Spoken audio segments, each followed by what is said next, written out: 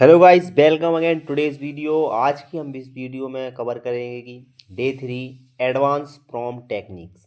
What are the advance prompt techniques and why we need these techniques? So this is the day 3 video of series of prompt engineering. In the day 1 we covered prompt and its core element in the day 1, and in the day 2 we covered what are the formatting best practice of the prompt engineering. In the day 3, we will cover advanced prompt technique. So let's start. So beyond basic structure and formatting, several advanced technique can significantly enhance the performance of an LLM. भाई जो भी देखो, prompt engineering और prompt technique और prompting का ही खेल है। यदि आपको एलएलएम से रिस्पॉन्स जनरेट करना है, like whatever you want to, like your desire output will generate LLM, then you have to put the a good prompt, a like clear and concise prompt, so LLM will generate the response whatever you want. So here we have lot of advanced prompt technique like chain of thought prompting, then zero shot and few shot prompt techniques, then role prompting, self consistency prompting, and general knowledge prompting, prompt chaining. Then at the last we will move the conclusion. So let's start with the what is chain of thought prompting. So chain of thought prompting encourages the model to explain its reasoning process step by step before providing the final answer.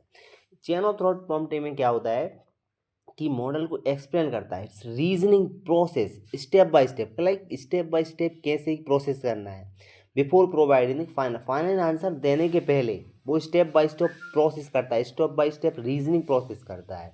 So this is like main funda of the chain of thought prompting. This techniques is particularly effective for complex reasoning task. जो भी like complex reasoning task यदि अपने पास हैं तो ये technique बहुत कारगर सिद्ध होगी, or it will give the like desired output. If you have a complex problem, then this will give the complex reasoning task. It as it allow the model to break down the problem into smaller manageable manageable steps and leads to more accurate and transparent result. So you can see like as it allow the model to break down the problem into smaller. यही भाई main concept है, क्योंकि ये जो chain of thought prompting है ना, ये technique क्या कर रही है, प्रॉब्लम है जो उसको ब्रेक डाउन कर रही है कैसमें, स्मॉलर चंक में, स्मॉलर प्रॉब्लम इसको ब्रेक डाउन करके उसको फिर स्टेप बाय स्टेप सॉल्व कर रही है. तो ये जो प्रॉम्प्टिंग है ना, ये बहुत ही अच्छा रिस्पॉन्स देगी. Then here the example question, if a car travels 60 miles per hour for 3 hours and then it 40 40 miles per hour for 2 hours, what is the total distance traveled?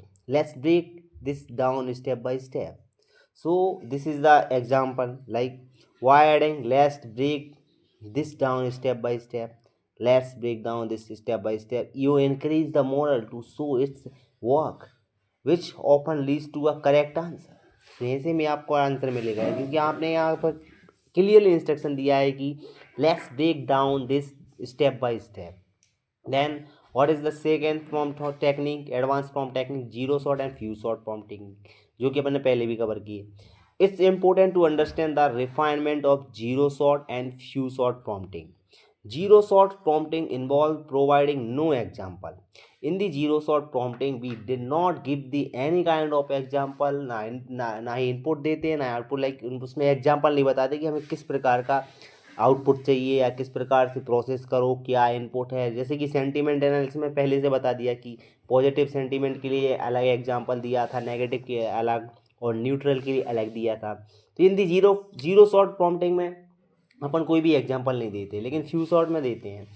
Relying solely on the models pre train knowledge. Zero short prompting में क्या होता है कि अपन पूरा depend होते हैं कि model जैसा अभी ट्रेंड हुआ है उसकी नॉलेज पे, ठीक है. In the few shot prompting as discussed provide a few example to guide the model. जैसे कि मैंने बताया कि सेंटीमेंट एनालिसिस में जब we need to classify, so we already give the example of like positive sentiment, negative sentence sentiment and neutral sentiment. So we give the already example how you can decide the sentiment in future for upcoming queries. So this is the example of few short prompting. The choice between these depend on the complexity of the task and the model capabilities. ये depend करती है कि आपका task कितना complex है और आपका model कौन सा यूज कर रहे हैं, क्योंकि मॉडल में लाइक जो अपडेटेड मॉडल रहती है ना, उनमें ज़्यादा लाइक कैपेबिलिटीज़ रहती हैं as compare to like earlier models. So now this is the zero shot and few shot prompt techniques. Then what is the role prompting? Role prompting, assigning a specific persona or role to the LLM can significantly influence its tone, style and the type of information it provides. Like इसमें अपन क्या करते हैं कि एक role assign करते हैं किसको, LLM को, कि उसको टोन बता दे, style, type, information it provide.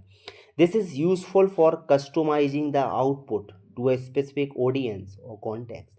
ये लाइक क्या कर देगा, आपके आउटपुट को कस्टमाइज कर देगा according to your audience, according to your context.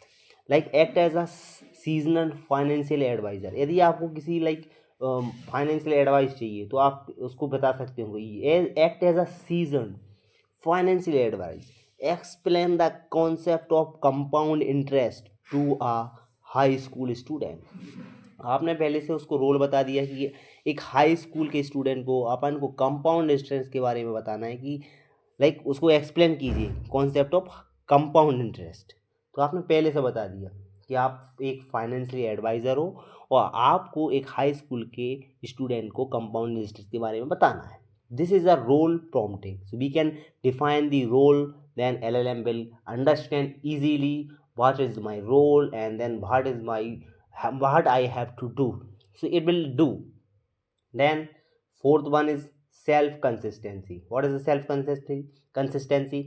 Self consistency is the technique where the model generate multiple diverse reasoning path and then select the model consistent answer. Self consistency technique where the model generate multiple diverse reasoning, बहुत ज़्यादा like multiple बहुत सारे reasoning path generate करता है और select the most consistent answer. और जो भी लाइक रिलायबल आंसर होता है, जो मोस्ट कंसिस्टेंट होता है, उसको वो आंसर के रूप में सिलेक्ट करता है. This can improve the reliability of the output specially for task requiring logical detections. ये लाइक एक आपको रिलायबल आंसर देगा because which answer have a more consistency, then LLM will give the answer as a response. So it will be give the like lot of information, whatever you are asking, whatever you want. It will the self consistency. In this five number, like general knowledge prompting. What is general knowledge prompting? In the general knowledge prompting, this technique involves prompting the model to first generate relevant knowledge और fact about a topic. पहले क्या करेगा, generate करेगा relevant knowledge के बारे में knowledge, then fact about a topic, topic के बारे में फैक्ट बताएगा, and then use that generated knowledge to answer a question. उसी जनरेटेड को नॉलेज को फिर क्या करेगा, यूज़ करेगा फोकाई के लिए, क्वेश्चन के आंसर के लिए, और कंप्लीट अ टास्क और टास्क को कंप्लीट करेगा. This can be particularly useful when the model needs to across or synthesize information that might not be immediately evident for an initial prompt. ये बहुत यूजफुल हो सकती है. Particularly useful when the model needs to access, या model के लिए access चाहिए क्या, या सिंथेसाइज इंफॉर्मेशन को सिंथेसाइज करना है, that might not be immediately evident. क्योंकि वो लाइक इविडेंट ही हो सकती है, लाइक इमीडिएटली इविडेंट नहीं है, इनिशियल प्रॉम्प्ट हो सकती है. Then what is the prompt chaining? Prompt chaining क्या है? Prompt chaining technique. Prompt chaining involve break down a complex task into a series of smaller. Chain का मतलब समझते हो कि चेन को कड़ी से कड़ी जोड़ना है. लाइक एक चेन होती है, एक कड़ी से कड़ी इसको जोड़ते हैं देन बनती है। तो इसी प्रकार से प्रॉब्लम को ब्रेक डाउन करेंगे। So involve break down of complex task को सीरीज ऑफ स्मॉलर टास्क में be break down sequentially prompt. The output of one prompt serve as a input for the next allowing for the more structure and control generate process। Like जो भी output रहेगा first prompt का वो second prompt के लिए answer रहेगा, मतलब input रहेगा। Then output of second prompt it will be the input of third prompt. Then fourth prompt like third prompt response will be the input of the fourth prompt। like that it will produce, it will it will build the chain, and this is called chain of prompt chaining